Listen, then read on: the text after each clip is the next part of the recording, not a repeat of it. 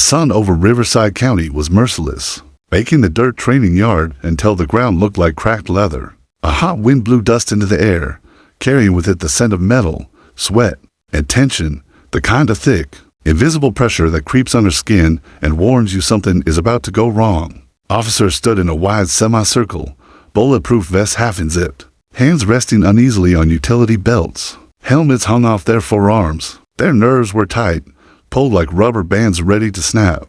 Every single one of them kept their eyes locked on the same point, a cage in the center of the yard. Inside it, pacing like a storm trapped in a box, was a German shepherd with a chest like sculpted stone and eyes that looked old for his age. Ranger. If names were supposed to bring comfort, his did the opposite.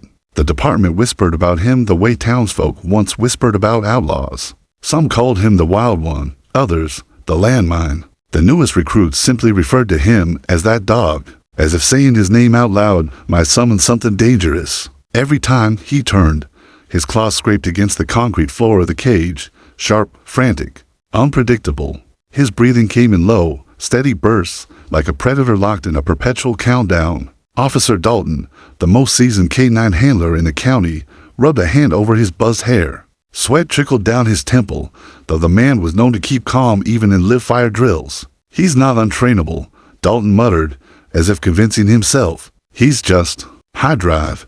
The chief shot him a look. "High drive? Dalton, he almost ripped your elbow off last week." Dalton didn't deny it. He still had the scar, thick purple lines running across his forearm like claw marks. But he wasn't ready to give up. Not yet. "Just give me one more try." From inside the cage, Ranger suddenly lunged at the bars, a vicious blur of fur and muscle, slamming the metal so hard it echoed like gunfire across the yard. The rookies flinched. A third step back so fast he tripped over a crate. "Good God," someone whispered. The chief crossed his arms. "We can't use a dog who goes nuclear when someone breathes wrong. If he doesn't calm down soon." He let the sentence hang, unfinished, but every officer knew the end of it. Untrainable dogs didn't get retirement homes. They got evaluated. Dalton clenched his jaw. "There's still something in him. I saw it during the raid. He just needs." That was when Ranger snapped his attention toward the group, eyes blazing. His snarl wasn't loud, but it vibrated low, a warning, a threat, something primal and wounded all mixed together. Dalton stepped forward with a padded training sleeve. "Let's see if he'll target properly today." He held out the sleeve. Ranger's lip curled. Dalton braced. Ranger charged the cage so violently the fence rattled like aluminum. Struck by a sledgehammer, dust exploded from the ground. The officers tensed, waiting for another failed attempt. But then, it happened again. A flicker. A sudden stillness that cut through all the chaos. Ranger had frozen, eyes fixed on something behind them. Dalton frowned. "What's he looking at?" The officers turned. There, standing near the entrance to the yard, was a tiny figure, barely 4 feet tall. Skinny arms, sunburned cheeks, the braids that looked like they'd been done in a hurry before school. A stuffed rabbit tucked under one elbow. A backpack half unzipped. Wide, unblinking eyes. A little girl. She stood so quietly that none of the officers had noticed her until now. She wasn't afraid. She wasn't even surprised. She just stared at Ranger as if she were looking at someone she already knew. Dalton blinked. "Whose kid is that?" Sergeant Garver realized it at the same moment. She lifted her chin and whispered, "Hi." The word was so soft that only Ranger reacted. His ears twitched. His pacing stopped. The entire yard fell silent. Garver swore under his breath and rushed forward. "Emily, you're supposed to be in the office with. How did you even?" "Honey, you need to step back."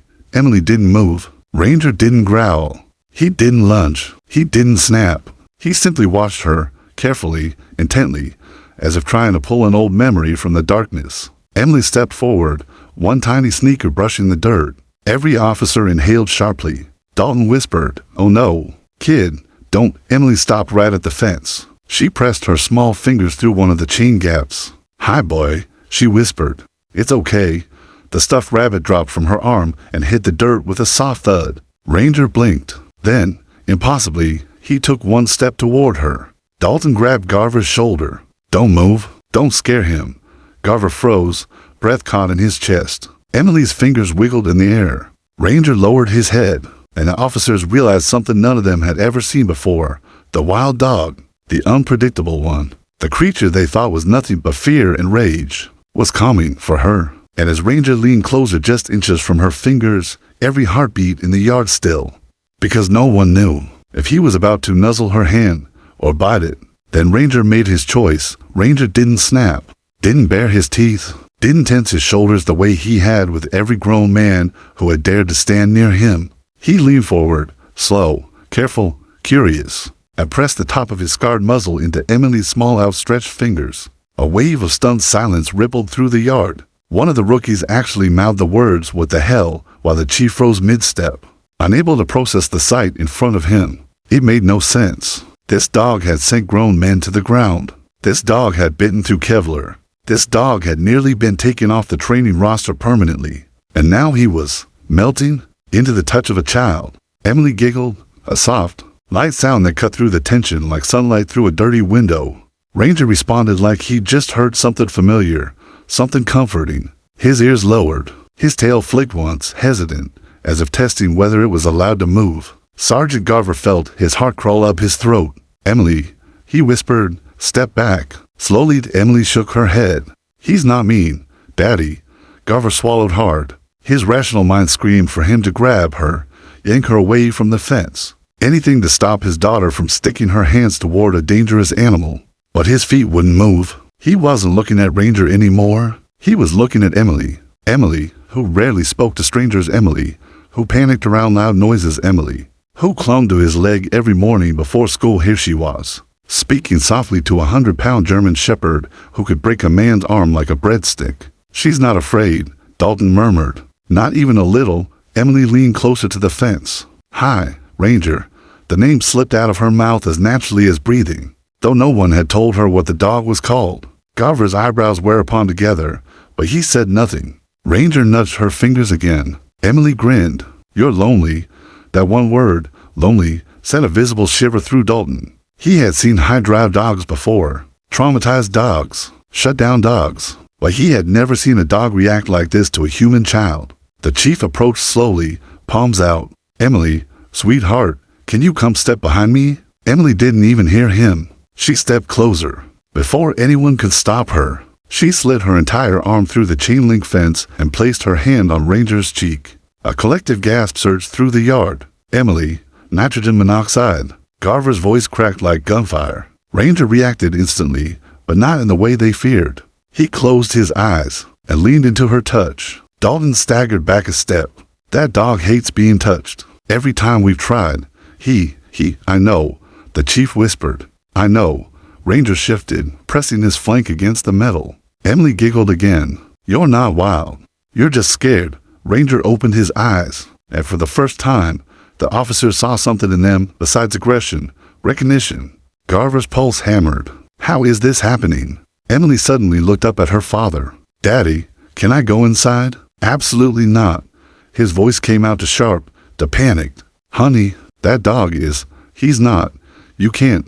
But Emily had already slipped her fingers toward the latch. Dalton lunged. "Kid, don't touch." But Emily didn't open it. Ranger did. He nudged the latch with his paw, lifting it with a precision no one thought he possessed. The rusty hinge clicked. The gate swung open an inch. Dalton whispered, "Holy, he's never done that before." The chief's hand hovered near his holster. "Everyone stay still. If we spook him." Emily pushed the gate open just enough to slip through. Garver's heart nearly stopped. Emily rose. "Garver, get back." She didn't. She stepped inside. The gate clanged shut behind her. Ranger stood in front of her, massive, towering, head lowered, ears forward, muscles ready to react to the slightest movement from any adult outside the cage. Emily, unfazed, walked right up to him and wrapped her arms around his neck. Gasps erupted all around them. Ranger stiffened. Every officer prepared for the worst. And then, Ranger's body softened. His head dropped onto her shoulder. A low, trembling whine escaped his chest. Dalton whispered, stunned, He's bonding with her." The chief shook his head slowly. "No, that's not a bond. That's history." Garver stepped closer to the fence. "Emily, honey, why did you go to him?" Emily looked back at him with the most innocent expression in the world. "Because he remembers me." The chief blinked. What did you just say?" Emily stroked Ranger's fur like she'd done it 1,000 times. "He knows me, Daddy. I think I used to know him before. Dalton's face drained of color. Before? Before what? Emily's eyes softened. Before I lived with you. A chill slithered through the yard. Suddenly, Ranger's ears shot up. His body stiffened. He turned his head sharply toward the dirt road leading to the facility. Emily looked up at him. Ranger? But Ranger wasn't looking at her anymore. He was staring at someone approaching the yard. For the next 24 hours, the station buzzed with a strange kind of energy. Officers whispered in corners. Phones rang more than usual. And in the canine unit's wing usually echoing with disciplined commands and structured barks. There was a single, stubborn silence. Rex wasn't eating. Not a bite. And for a dog who weighed nearly 90 pounds and burned through calories like a furnace, that was a problem. Officer Grant stood outside the reinforced kennel, hands on his hips, jaw tight. He's shutting down. He muttered. Great.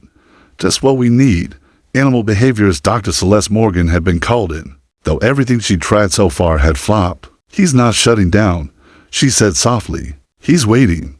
Waiting for what? Grant snapped.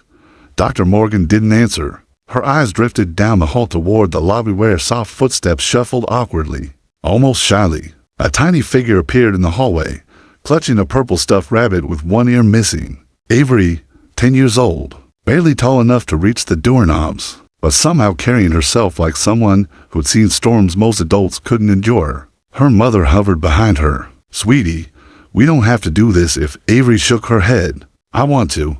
Grant groaned. You brought her back. After what happened yesterday. That dog could've. He didn't, Avery said quietly. Grant blinked. What? He didn't hurt me. He could have pushed harder. He didn't.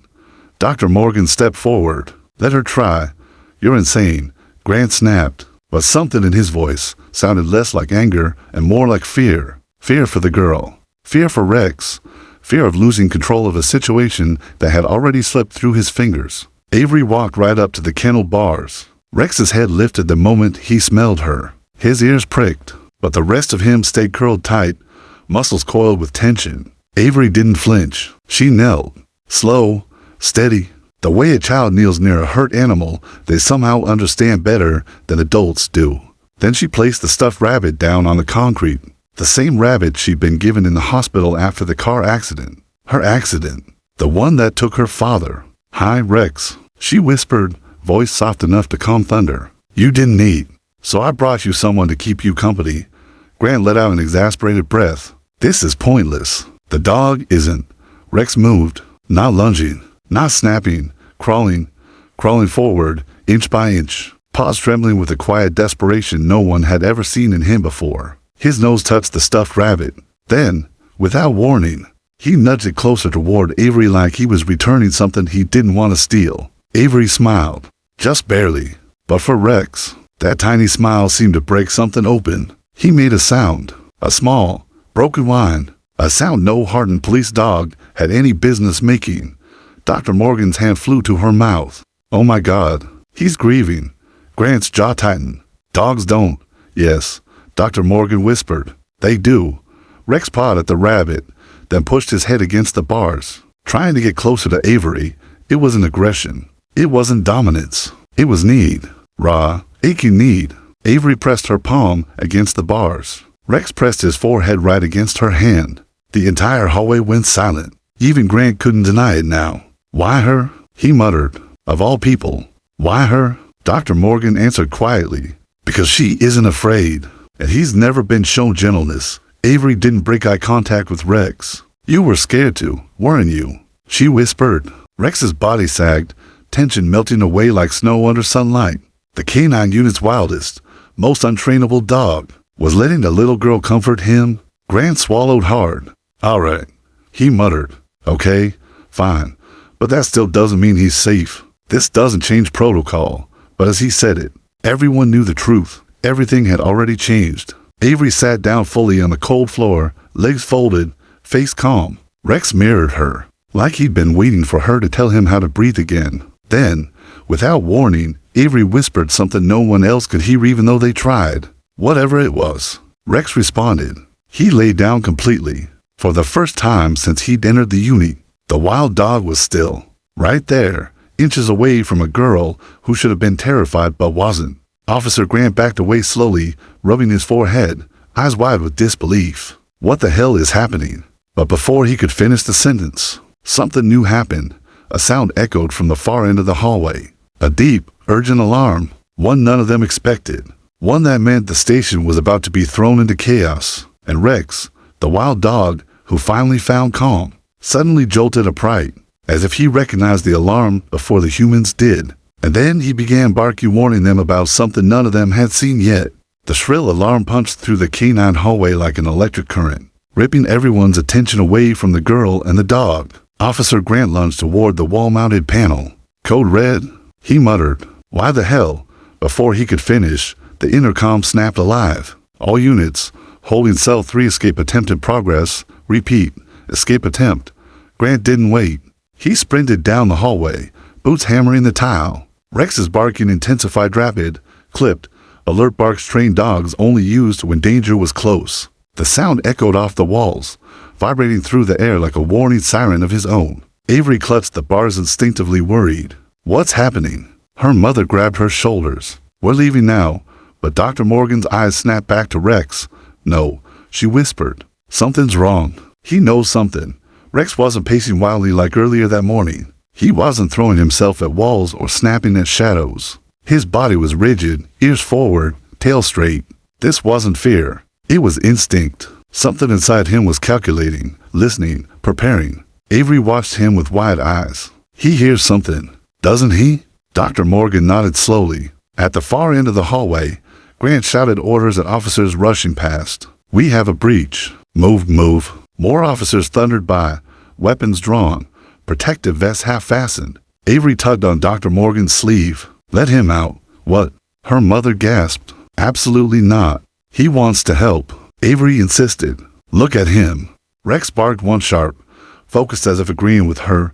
Dr. Morgan hesitated. Hard.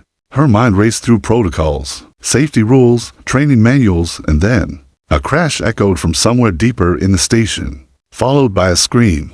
A low, guttural rumble vibrated in Rex's chest. Dr. Morgan made a decision. "Stand back," she said, and reached for the emergency release lever. "Are you out of your mind?" Avery's mother yelped. "If we leave him locked when he knows something's coming," Morgan said, "we're the ones in danger." The lever clanked. The lock disengaged. The moment the door cracked open, everyone held their breath. Rex stepped out, slowly, controlled, eyes fierce and alert but trained on the threat, not the people. "Good boy," Morgan murmured. "Easy, easy." But Rex wasn't listening to her. His gaze was fixed on Avery, just for a second, a silent message passing between them. Then like a switch flipping, he spun, nose to the ground, and bolted down the hallway. Boom. A door slammed in the distance, not from the holding cells, but closer. Too close. Grant's voice shouted strained. "Shut the west exit. He's coming through." The west exit was only 30 yards away. Rex launched forward, claws scraping on tile. Avery's mother panicked. "We have to get out of here, now." But Avery dug her feet into the floor, refusing to leave. Her eyes were locked on the direction Rex had run. "Someone's hurt," she whispered. "I can feel it." Dr. Morgan grabbed a radio off the wall. "Officer down?" She barked into it. "Does anyone have eyes on the suspect?" Static. Then a chilling voice crackled through. "Suspect is armed." "Repeat, armed." Gunfire erupted. A single, deafening shot. Avery jumped, covering her ears. Her mother screamed. "That's IT, we're leaving." But before anyone could move, a figure stumbled into view at the far end of the hall. An officer, bleeding from the arm. "He's coming this way," he shouted. "He's headed toward." His eyes widened when he saw Avery. "Get that child out of here." Then another sound. Heavy steps. Fast, uneven. A shadow rounded the corner, and Rex was already charging straight toward it. Officer Grant appeared behind the shadow, battered, panting, trying to regain control of the situation. "Rex, nitrogen monoxide, wait." But Rex didn't wait. He leaped, a blur of muscle and fury and purpose. The armed suspect barely had time to turn before 90 pounds of trained canine hit him. Like a wrecking ball, the gun clattered across the floor, skidding right toward Avery's feet. Her mother shrieked and yanked her back. Grant dove forward, tackling the suspect as Rex pinned him, snarling with the full force of a dog who suddenly had something in someone worth protecting. Officers swarmed the hallway seconds later, disarming, restraining, shouting commands. But Avery didn't look at any of them. Her eyes were on Rex. The dog stood over the suspect, chest heaving, eyes burning with intensity, but the moment he spotted Avery, he softened. Just a fraction. He stepped back from the suspect, as if showing her, "I protected you." Avery took one tiny step before her mother held her back, but it didn't matter. The connection was already there, stronger, deeper, undeniable. Then Officer Grant, pale and wide-eyed, muttered something no one expected to hear from him. "Rex isn't the danger here." He looked at Avery. "He picks up on her, responds to her. He listens to her." He swallowed hard. "We need her." Avery blinked. "Need me? For what?" Grant glanced toward the lockdown wing where more officers were shouting. The suspect wasn't working alone. He holstered his weapon. "And the second one is still inside the station." Rex's ears snapped up. Avery's breath caught, and Dr. Morgan felt her stomach drop, because Rex wasn't the only one who sensed another threat approaching. The hallway still trembled with echoes from the earlier chaos. Officers shouted commands to one another, weapons drawn, boots clanging against tile. Sirens outside wailed through the walls like a reminder that the city had its eyes on this station, and that a single misstep could turn tragedy into catastrophe. But all of that faded into the background the moment the new figure appeared at the far end of the yard, tall, broad-shouldered, moving with a slow, deliberate gait that radiated confidence and danger. A baseball cap shaded the top half of his face, but the gleam of sharp, calculating eyes beneath it made every officer instinctively step back. "Who the hell is that?" Officer Dalton muttered, hands twitching toward his sidearm. No one answered. Even Rex, alert and tense moments ago, froze mid-step. His hackles rose, fur bristling along his spine. But he didn't charge. He didn't bark. His gaze locked on the stranger with something more potent than caution, recognition. Avery's small figure instinctively stepped forward, holding her stuffed rabbit like a shield. Her father, Sergeant Garver, yelled, "Emily! Step back, Emily!" She was Avery the most here, but in that instant, the world seemed to narrow, and something unspoken about her past began surfacing. The stranger paused. His steps slowed. He lifted a hand, not threatening, but pointing not at the officers, not at Avery, but at Rex. "I know that dog," he said, voice low, roughened by years of outdoor living. Grant swallowed audibly. "And you are?" "Tom Weaver," the man replied, dust clinging to his worn jacket. "I used to live on the property where those dogs came from." A shiver ran through the canine unit. Everyone knew the story of the illegal breeding compound, the raid, the animals rescued, and the chaos that had followed. "You?" Dalton asked, disbelief in his tone. "You were there?" "No," Tom said quickly, almost desperately. "I tried to stop it, complained, reported them every way I could, but nothing worked." The owner didn't care. His gaze flicked toward Avery and that girl. Avery's small breath caught. "What do you mean?" Tom's eyes softened, the first hint of vulnerability. "She fed those dogs when no one else would, crawled under fences, slipped scraps to them, risked herself. That dog Rexy remembers her."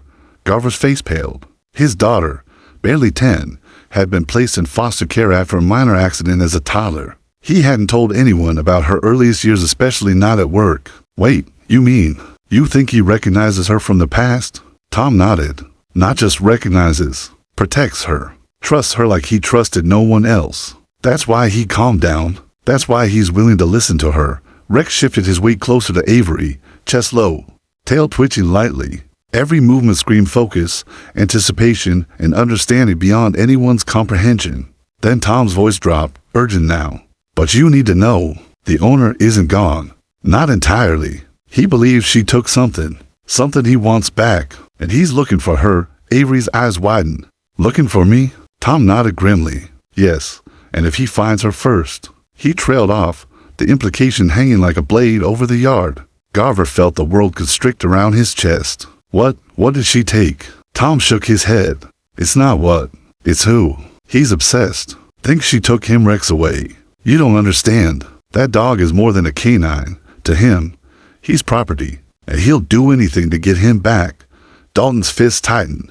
"We're in a training facility, not some playground. This man, this owner, he's crazy. He won't care about laws or fences."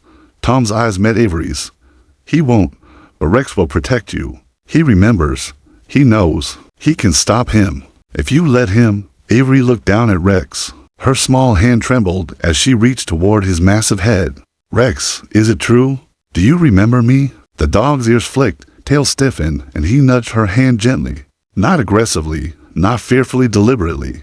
Tom swallowed hard. That's all he needed. Recognition, comfort, proof that she's safe. Or that he can keep her safe.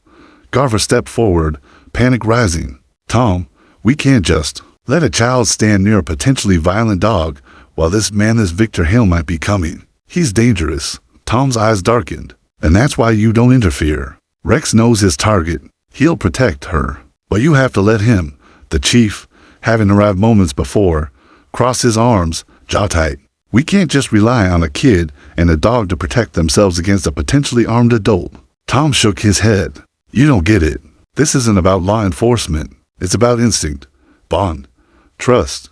That dog's not a weapon right now. He's a guardian. And that little girl, she's his reason. Avery clutched Rex's fur, her voice barely above a whisper, yet everyone in the yard could hear it. We'll face him together. Right, Rex? Rex's eyes locked onto the distant road leading to the station, low growl rumbling from his chest. Every muscle tense, every instinct sharp. Tom took a careful step back. Good, because he's coming, and you need to be ready. Suddenly, from the dirt road beyond the training yard, a figure appeared. Broad shoulders, scar across his cheek. Movement deliberate, predatory. Rangers? No. Rex's growl deepened. The figure stopped, squinting through the sunlight, his gaze locking on Avery and the dog. Victor Hale, Tom breathed, voice trembling. He never forgets, and he never forgives. Avery's small body stiffened. Rex stepped in front of her. Every officer tensed. For the first time that day, silence blanketed the yard, pregnant with anticipation, fear, and something else entirely, the unspoken truth that a confrontation, long overdue, was about to ignite. And in that frozen moment, one thing was clear. Nothing would ever be the same again. The heat of the afternoon sun bore down on the training yard, but no one noticed. Every eye was locked on the approaching figure. Broad shoulders cutting a menacing silhouette across the cracked concrete. Dust swirled around his boots with each deliberate step. Victor Hale, criminal, animal abuser, and the man who had once claimed ownership of Rex had come for what he believed was rightfully his. Rex's growl rumbled low, deep in his chest, vibrating through the ground beneath Avery's feet. The dog's body was taut, ears forward, tail stiff, muscles coiled like springs ready to strike. This was no longer the unruly canine of yesterday. This was a predator on a mission, but one with a single purpose: protect the girl who had saved him. Avery's small hand clutched the chain-link fence, knuckles white. Rex, stay with me, she whispered, her voice steady despite the adrenaline roaring in her chest. She didn't flinch as Hale's shadow fell over her. He won't hurt me, right? Rex pressed closer to her side, his massive frame acting as both shield and warning. His eyes, amber and unyielding, never left the man in front of them. Hale stopped several feet from the fence, smirk curling under his scarred cheek. Well, if it isn't my little dog whisperer, he said, voice like gravel. And you brought the mud back to me, huh? His gaze flicked to Rex. You remember me, boy, don't you? Rex stiffened, growling louder, a deep, guttural sound that made the hair on the back of every officer's neck stand on end. He wasn't attacking yet, but every instinct screamed that if Hale moved wrong, the dog would tear him apart in a heartbeat. Victor, Tom Weaver stepped forward, hands raised in a placating gesture. You're not taking him. Not today. Hale's eyes narrowed. Step aside, old man. This is none of your business. Dalton tensed, fingers brushing his weapon. Everyone, back up. Avery, however, didn't move. She took a careful step toward Hale. He's not yours, she said, voice small but piercing. He doesn't belong to you anymore. Hale laughed, harsh and sharp. And who's going to stop me, little girl? That oversized furball? He's just a dog. Nothing but teeth and bark. Rex's growl grew louder, resonating like a drumbeat through the yard. He took a single, calculated step forward, eyes never leaving Hale's. The man's smirk faltered slightly. Avery's hand slid slowly down Rex's massive shoulder, then pressed firmly against his chest. Protect me, she whispered. The word seemed to ignite something deep in Rex. His stance shifted from tense to aggressive readiness. Tail stiff, ears forward, teeth bared but controlled. Every muscle in his body moved in perfect synchronization with the little girl's subtle cues. Hale's lips twisted with annoyance. You think you can control him? You're nothing to me. He reached into his jacket. One hand, quick and deliberate, went toward a glinting object. Time slowed. Rex's growl turned into a roar, full and uncompromising, warning every inch of the yard. Do not come closer. Avery's eyes widened. Rex, watch out. In a blur of motion, Rex lunged not recklessly, but with precision honed from years of training and survival.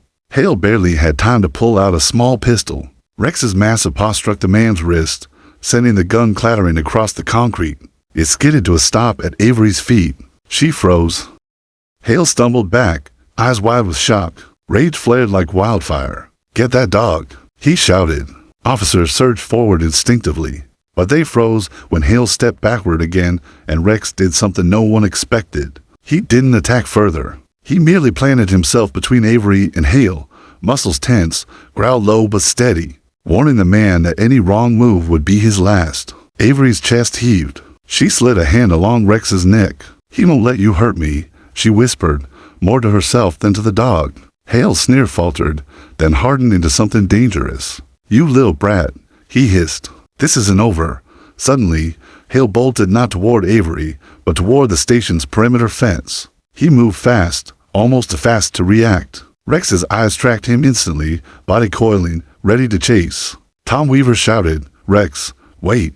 But Rex's instincts had already taken over. With a bound that shook the ground, he sprinted after Hale, paws thundering against the concrete, fur glinting in the harsh sunlight. Avery ran after him, small feet pounding the dirt, shouting his name. The entire yard erupted into chaos. Officers shouted, people scrambled, and Hale's cackling echoed across the walls. Then, in the distance, a sudden crash, metal twisting, shouts, a loud thud and silence. Every heart in the yard froze. Avery's voice trembled. Rex. And at that exact moment, Rex appeared back over the rise of the training yard. Hale pinned behind him, struggling and shouting, but unharmed beyond the scuffle. The dog's body was tense, teeth bared in warning, eyes locked on the intruder, protective, powerful, unyielding. Every officer and onlooker realized what no one had expected. The wild dog they had given up on had finally found the one thing that could control him, and it wasn't a command, a treat, or a handler. It was a little girl. But even as the yard erupted into cheers and relief, Avery's gaze didn't leave Hale. Who is he? She whispered to herself, because deep down, she knew the danger wasn't gone, and she wasn't ready to find out just how far Hale would go next. The chaos in the yard had subsided, but the tension hung like smoke that wouldn't clear. Officers cuffed Victor Hale and led him away, shouting orders at the stunned crowd. Hale's rage burned in his eyes, but Rex remained a solid wall between him and Avery, ears forward, body taut, growing low, a sentinel who would not allow even a whisper of danger near the girl. Avery's small hand remained pressed against Rex's massive shoulder. She didn't release him, and the dog didn't move. They were a team bonded in ways that no one in the yard could fully understand. Sergeant Garver, his face pale and drawn tight, finally found his voice. Avery, you could have been seriously hurt. I know, Avery said softly, eyes never leaving Rex. But he wouldn't let anyone hurt me. Not him. Not now. Tom Weaver stepped closer, rubbing his neck. You don't understand how rare this is. That dog, he's been through hell. No one's ever earned his trust, and he remembered you. Avery tilted her head. But how? Tom hesitated. His eyes darted around the yard, making sure no one else could overhear. Before you came here, you lived near the breeding compound, right? Avery nodded slowly, memories flickering in her mind, shadows of a time too young to fully grasp, but vivid enough to haunt her dreams. She remembered sneaking scraps to Rex and the other dogs hiding in the tall grass, whispering soft words into their ears. And then, nothing. Foster homes, moves, new schools. The memories had been buried, but they never left her heart. That's why he remembers, Tom said. You were the first person who showed him kindness. The first person who didn't hit him or scream. The first person who understood him. And now, he's bonded to you in ways we can't explain scientifically. Not fully. Officer Dalton shook his head, still staring at the dog. So all that chaos yesterday, the bite, the training issues, none of that mattered because he just remembered a kid. Tom nodded grimly. Exactly. All those officers, all the training, all the commands, none of it meant anything. Rex needed someone who saw him as more than a weapon, Avery's voice trembled. Does that mean he chose me? Rex nudged her hand with his massive head. His eyes softened, the tension in his body melting slightly but not completely. He had done his job, yes, protected her, but he still carried the weight of his past. Garver knelt down beside her, wrapping a protective arm around her shoulders. I guess he did, Pumpkin. But we need to figure out what to do next. Hale, he's not just going to give up. Tom's expression darkened. He won't. Victor Hale is obsessed. You've seen what he's willing to do for Rex. And now he knows that the dog isn't just property anymore. He's bonded to someone. That makes you, well, it makes you a target. Avery stiffened. A target? Yes, Tom said, his voice low. Hale doesn't just see Rex as a dog. He sees him as his, and anyone connected to him, including you, is fair game. The yard went silent. Even the officers who had been yelling and scuffling moments before now seemed to hold their breath. The weight of the threat pressed down harder than the summer sun ever could. Rex stepped closer to Avery, pressing his shoulder against her. His amber eyes scanned the perimeter, alert, calculating, as though he understood more than anyone in the yard. Avery glanced at him, heart pounding. He's going to come back, isn't he? Tom nodded slowly. Yes, and when he does, you'll need to trust Rex completely. No hesitation, no fear. Avery swallowed, gripping the dog's thick fur. I trust him. I always have.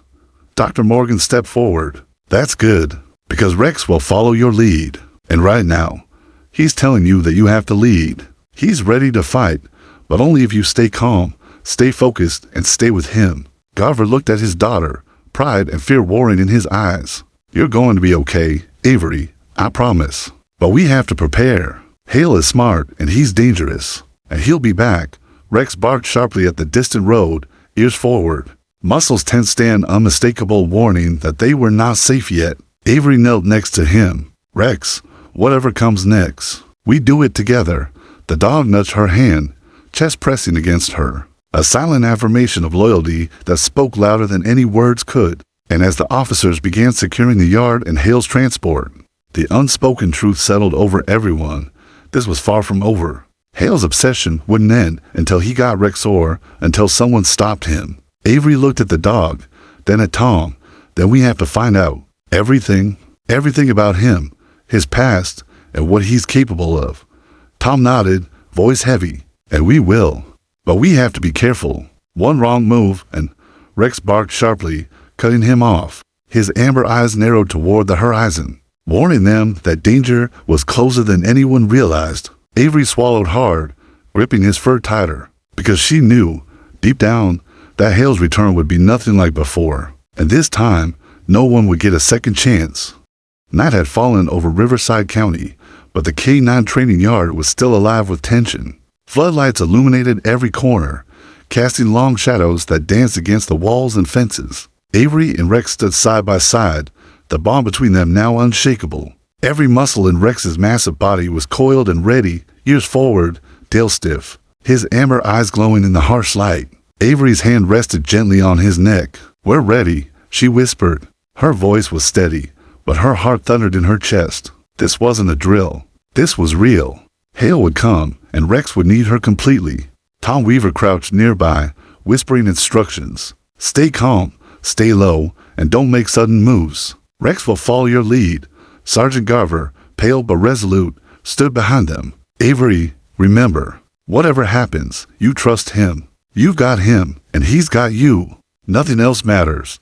Suddenly, a shadow moved beyond the perimeter fence. Hale, broad, menacing, carrying a duffel bag. He stopped, scanning the yard, and when he saw Avery and Rex, a twisted grin spread across his face. Thought you could hide from me? He called out, voice low and dangerous. Thought you could take him from me? Rex growled, a deep, vibrating sound that reverberated through the ground.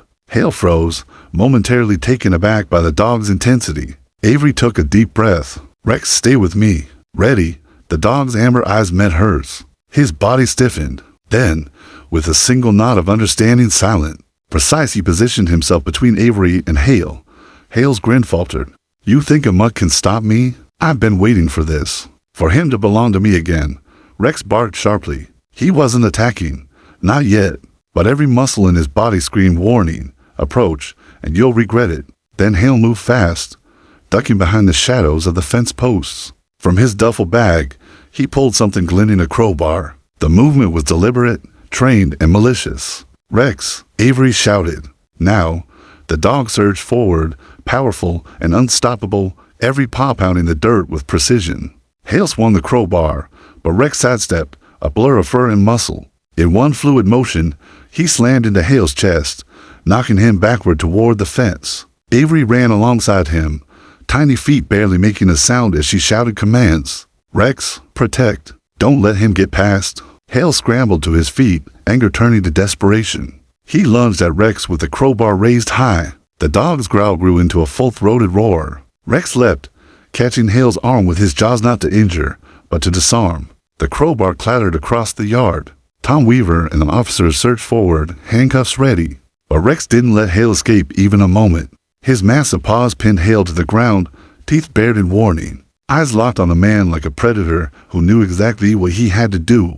Hale struggled, cursing, trying to free himself, but Rex's power was unrelenting. And then, Avery stepped closer, small and brave, her hand resting gently on Rex's head. "Stay," she whispered. The dog's growl softened just enough to let the officers move in. They cuffed Hale, dragging him to his feet while Rex maintained his protective stance. Hale screamed, raged, but he could no longer intimidate anyone. Not Rex, not Avery. Sergeant Garver stepped forward, wrapping his arms around his daughter. "Avery, you're safe. It's over." Rex nudged Avery gently, resting his massive head against her shoulder. She hugged him tightly, whispering, "We did it." Together. Tom Weaver shook his head in awe. "I've never seen anything like this. That dog. He's extraordinary." Dalton, still recovering from the adrenaline, muttered. "Extraordinary doesn't even cover it. That dog. He's a hero." The chief approached, nodding solemnly. "This is a day none of us will forget, Rex. And you, Avery, you've proven what trust, courage, and loyalty can do. Incredible." Avery's mother finally came forward, tears streaming down her face. She hugged her daughter tightly. "You were so brave, so brave." Rex, standing proudly beside Avery, barked softly as if acknowledging every word. Every officer, every observer, could see it. This wasn't just a dog anymore. He was a guardian, a protector, a friend who had chosen his human and would never let go. Hale was taken away, shouting threats, but the danger had passed. The yard slowly returned to quiet, the floodlights reflecting off the sweat and dirt of everyone involved. Avery knelt beside Rex one last time, pressing her forehead against his massive snout. "I'll never leave you," she whispered. The dog nudged her gently, amber eyes full of loyalty and understanding. In that moment, everyone watching knew, some bonds are forged not by training, not by force, but by trust, courage, and a little bit of magic. And as the sun dipped below the horizon, casting long golden streaks over the yard, Avery and Rex stood together, heroes, partners, survivors. Nothing would ever break them. Not Hale, not fear, not the world itself. Because sometimes, the wildest hearts only need one person to believe in them. And Avery had done just that. The yard was silent now, except for the soft panting of a dog who had finally found his place in the world. And for the first time in years, Rex was truly home. The end.